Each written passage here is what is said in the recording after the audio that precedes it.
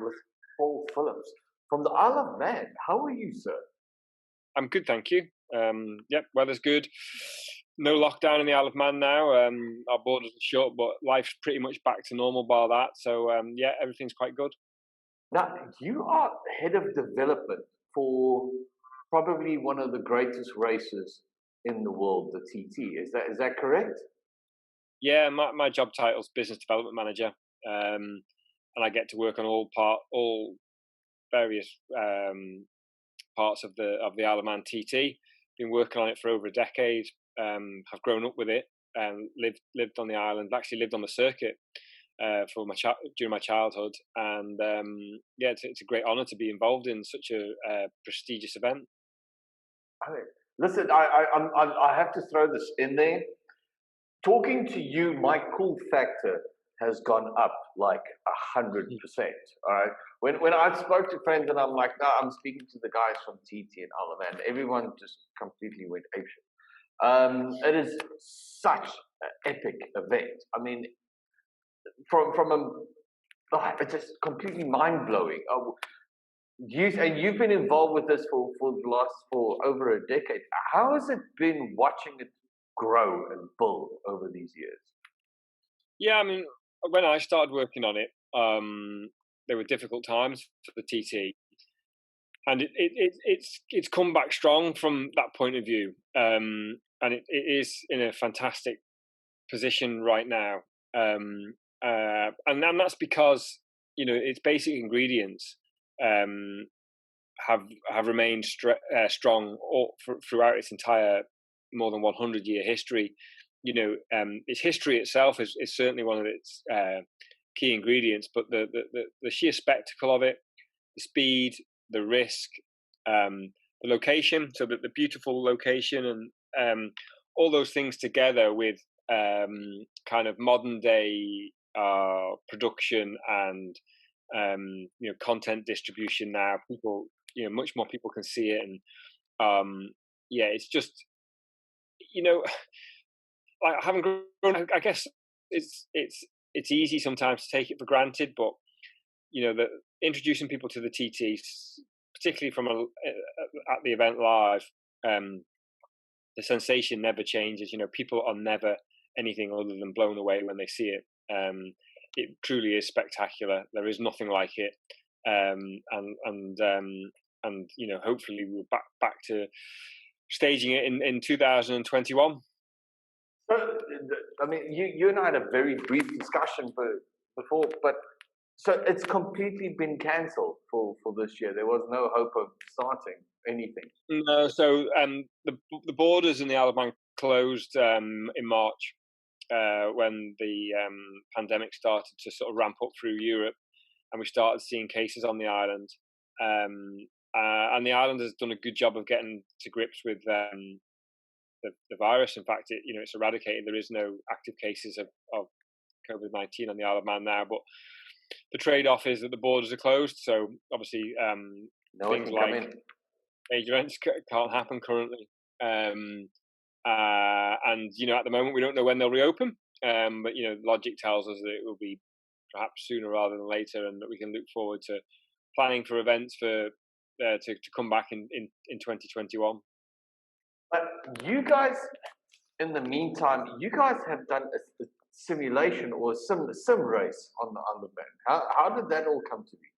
Yeah, so the virtual TT took place, or TT Lock-in is actually its name, took place during TT Fortnight, where TT normally would take place in June, and it was really a mix of content for the fans, really to keep the fans engaged when TT should have been on. A lot of video, a lot of history stuff, some chat shows, some live content with the riders, and we did stage some virtual racing with using TT riders and gamers using the TT game, which was really cool and good fun. But obviously, it was just all that content was there to keep the fans entertained and to keep the TT front and center in people's minds. But obviously, nothing replaces the real thing. And I have to ask, how did the gamers friends of mine work with Gymkhana Grid with Monster and this type of stuff, and they're putting the sim racing together on that. And I was watching the Lamar, the virtual Lamar that was going on, and everyone has been talking about how the gamers are posting same times as some of the top race drivers, and I'm like, yeah, that's great in the virtual environment, but especially when it comes to the TT, man, you need balls to do that in real life. I mean, there's nothing going past it. I think what surprised us with the how good the TT riders were on it, actually. Ones who did it were really some were really good. But like I say, it was all a bit of light-hearted fun, really. Gamers are going to be lining up in the TT anytime soon, but probably there's probably a place for all sports properties in the same situation. There's probably a place for esports, the TT badge at some stage in the future, you're seeing that successfully enough, but not comparable with the real deal. Exactly. I mean, just over the decade that you've been, I mean, how's the speeds and everything increased over the years? Yeah, I mean, the record now stands at an average speed of 135 miles an hour around a circuit of nearly 40 miles. It's got hairpin bends and other slow parts as well. So, I mean, the average speed is mind-boggling. If we go back 10 years, it's probably gone up about 10 miles an hour. Maybe a bit less than that, actually. But it continues to creep up as the bikes get better, as the competition gets fiercer. Circuit conditions, continue to evolve and improve a little bit here and there. And but yeah, I mean, there's a limit to what I think. If you watch onboard footage of the TT, which I'm sure you've done, and yes.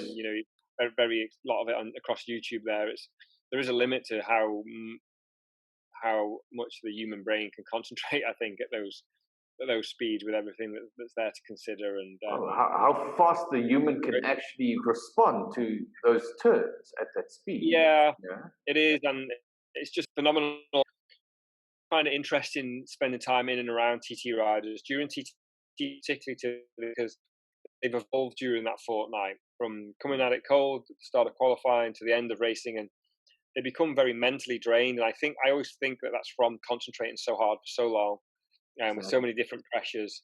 I bet there's some very interesting kind of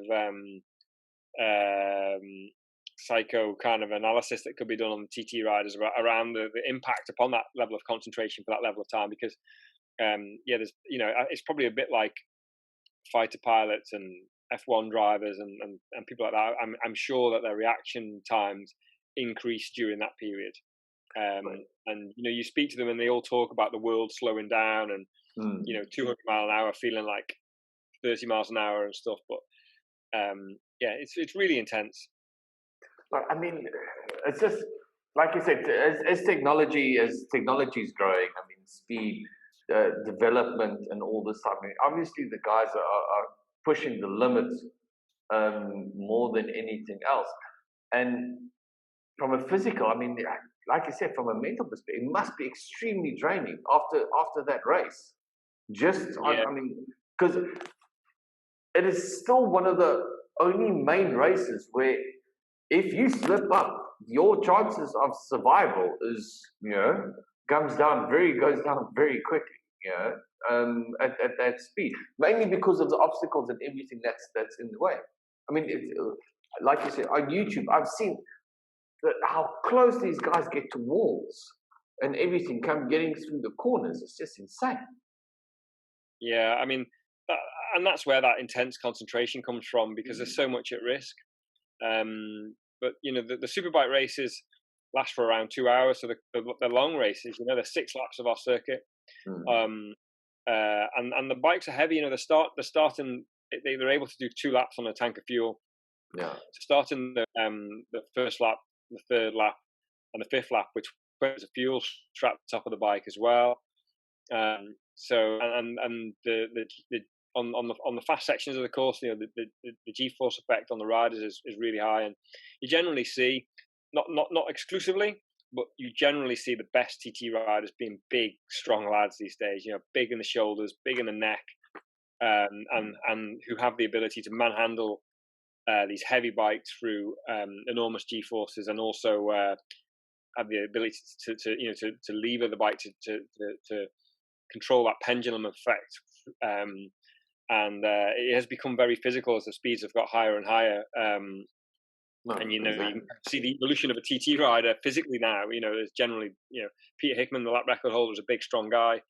The kind of champions that have come in recent years, Michael Dunlop, John McGuinness, they're generally big, strong, guys who carrying a lot more muscle mass than perhaps somebody in MotoGP would.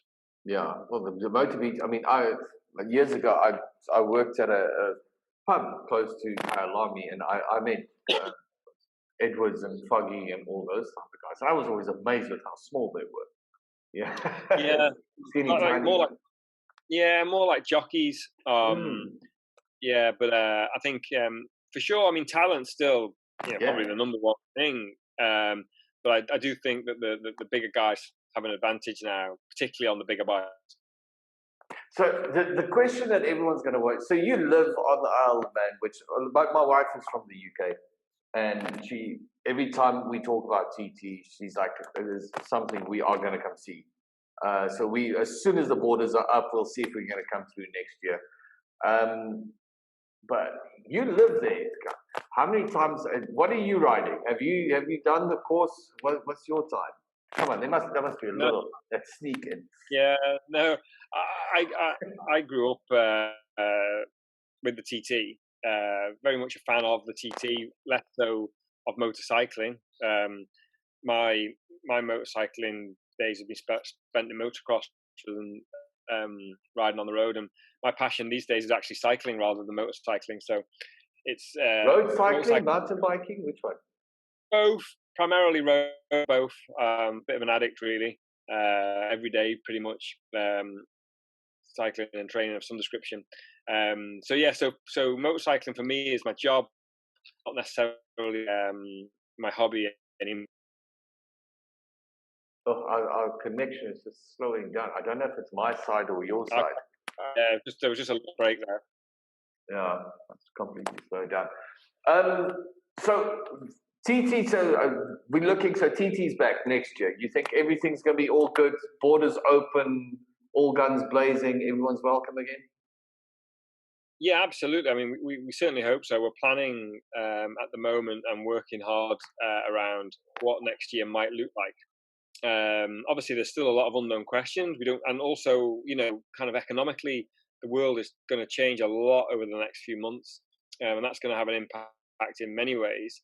I think the good thing is we went into the lockdown with TT in good shape, and also, there's great appetite to come back, and I think there will definitely be, a lot of people who have missed it this year, desperate to get back next year.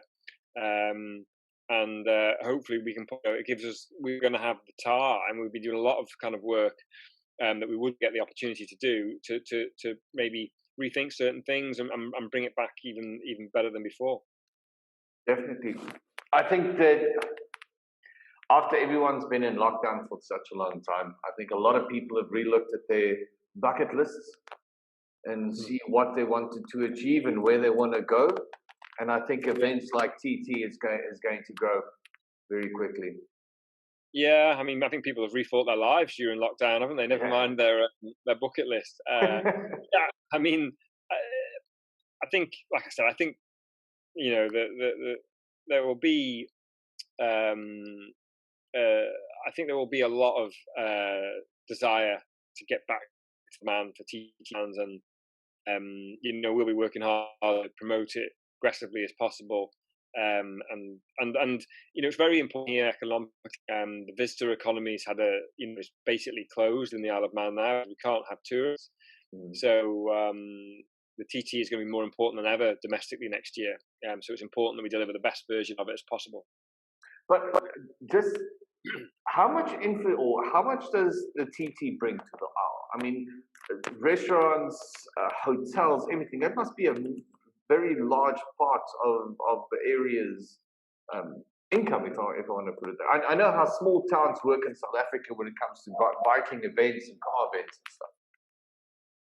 Yeah, so it's pretty multifaceted. I mean, the headline figure is somewhere between 30 and 40 million in terms of spend, but the story goes much wider than that. The event underpins large parts of the visitor economy in the Isle of Man, and then that visitor economy is then therefore important to some of the bigger economies here, like financial services and the various sectors of business, where it keeps those restaurants, those hotels, those guest houses, and those other businesses work afloat for 52 weeks of the year to provide services to those other areas.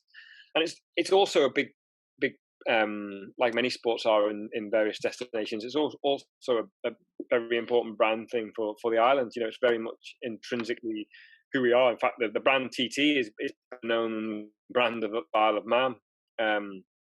So yeah, it has a number of really key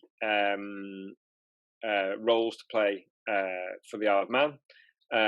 It's by far the thing that the Isle is known for, and there's a lot of things that miss the TT taking place this year. And there are lots of businesses and whatnot that desperately need a successful TT to be able to run their business. Listen, I'm not going to keep you for too much. I see our connection is fighting. In South Africa, we're hitting 5 o'clock in the afternoon, so it's probably everyone jumping onto Netflix to get their binge going on.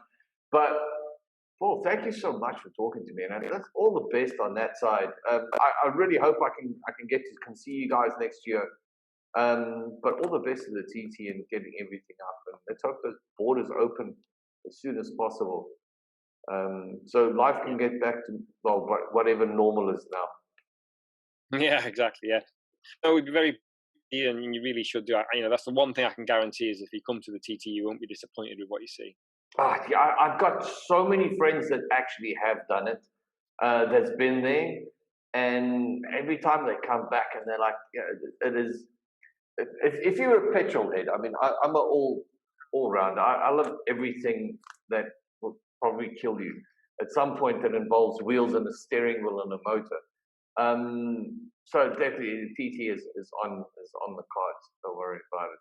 Paul, thank you so much for your time, man. No problem. It's my pleasure. Nice to meet you. All right, Matt. Thanks, eh? All right. Cheers. Bye.